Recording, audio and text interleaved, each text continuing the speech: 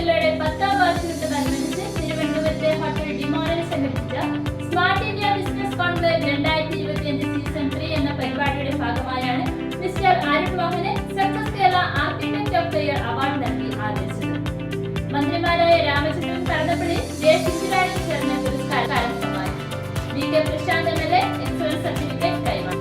വാർഷികാഘോഷത്തിന്റെ ഉദ്ഘാടനം മന്ത്രിമാരായ രാമചന്ദ്രൻ കടന്നപ്പള്ളിയും ചിഞ്ചുറാണിയും ചേർന്ന് നിർവഹിച്ചു.